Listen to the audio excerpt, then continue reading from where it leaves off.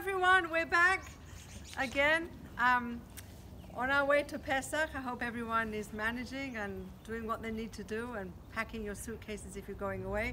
I have a few words here. Barely the day started and it's already 6 o'clock in the evening. It was just Monday and it's already Friday. And it was March and now it's already April. So it's too late to go back, but let's try, despite everything, to enjoy what we have now, as I always keep saying, and to enjoy our time. Let's put some color in our gray. Let's smile at the little things in life, enjoy it, and don't leave anything for later. And I'm not leaving anything for later because here's the rabbi. Hello, everyone. This is now a continuation of the parashat from last week. Last week was Tazria, now is Metzora. In fact, when we started the parashat Tazria, immediately after the Torah speaks about the woman who gives birth, they immediately start talking about negaim, about the affliction of what we call a leper, but it's somebody who is affected and inflicted with this spiritual disease, which is called negaim. So anyway, the Torah continued this time talking about, and our rabbis very intelligently, they attribute this malady to something that everybody suffers from. But they call it lashon hara, because it's not really leprosy. It's not the exact symptoms that we find in leprosy. Leprosy doesn't have even a cure, but this does immediately, and it has to be through the Kohen, that it has to be revised, quarantined if need be, and so on later on. So all the laws that apply to Metzora, our rabbi said it is because this Metzora, this person who is afflicted with this with Sarat, what happened is that he spoke lashon hara. I mean, he is that person who speaks bad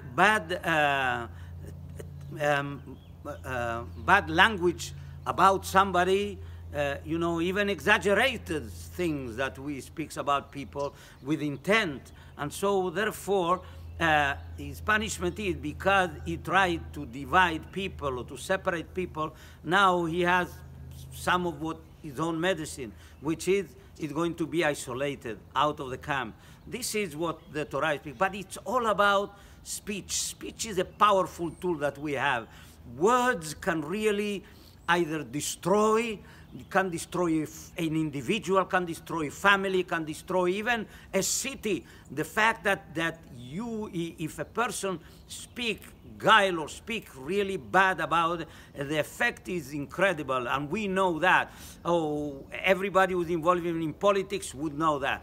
So therefore, the Torah is telling us, this is what our rabbis say, the Torah is telling us that you have to distance yourself from lashon hara, and therefore a word, if it is a good word and what you speak is good, then that can really do so much healing and so much good that you can bring. And therefore we have to have certain attitude. When a person speaks with his words or speech are really the expression of the attitude that you have about things. So the Torah said that it comes a time when he has to come to the healing process of this Metzora, and the Torah said you have to bring sacrifices. What are they? It says 2 birds have to be brought to as a sacrifice, and one is, our rabbi said, why 2? They asked the question, why you have to be 2? What's the purpose of it? They said one of them is to atone for the evil tongue, for the evil speech that the person does. That for that need atonement. And so therefore he has to bring one korban. The other one, which is so rare, we never seen that when you're supposed to bring a sacrifice, that you don't offer it up. Because it said one has to have a ritual to be sacrificed. The other one, you are going to deal with it. They are going to anoint it with the blood of one sacrifice. But then, v'shilach al penei hasadeh et hatzipor haya, the living bird, the second one, he has to go and send it free to the field. What is this? So our rabbis say that the second one, it's also come to atone, but atone for the good speech. What is the good speech? The good speech that a person should have given, and instead he didn't. And what is it all about?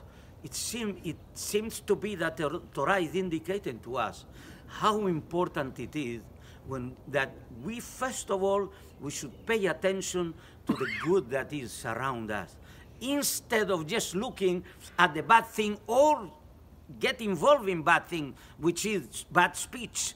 And so therefore, you should utter, it's not enough, a man or a woman, that both of them, they keep quiet and do nothing, and that's the best thing. That's not in Judaism. In Judaism, you have to be proactive in whatever good that you see. You have to pay your compliment. You have to really, when you see something good, you have to express it. You know how good you look, how wonderful what you did, your deed, and so on. You talk about Israel. You talk about, there are so many things, of course, that you can see really that happening, that are negative things, but you look at the positive and you enforce that positiveness. You have to have this attitude of positivity. And that's what our Torah is telling us with this too. So what is important for us is to realize that, in everything that we do, the power that we have in our speech is shadowed by God. You know what I mean? In Tehillim it says, Hashem tzilecha al yad yaminecha. God is your shadow on your right hand, right arm. What does that mean, that God is your shadow? He said, exactly, God mimics exactly what you do. If you do something good, if you speak something that is good, positive, God create that positiveness, double it, and so on. God deal with you in a positive way, the same that you deal with other people. And if you are negative, somebody that simply you are going to destroy things, or you are going to bring havoc into a society, or to a friend, or to a family, then God behave with you the same thing. There are what we call certain kind of vibration that exist, that we create with our speech. That's how powerful is the speech that King David said that החיים והמוות ביד הלשון. Life and death is in the tongue, meaning with your tongue you can really do that. Exactly. So therefore, at the same time comes to tell you that God is shadowing everything that we do. We do good, then the shadow is going to follow exactly like a shadow. You can't go away from your shadow. The shadow follow exactly. That's how God, behave with us. And I hope, please God, that we should use our power in the tongue, our power of speech, our power of words to be for good, so that God should really bring for all of us the peace of word and the peace of everything that we deserve. Shabbat Shalom.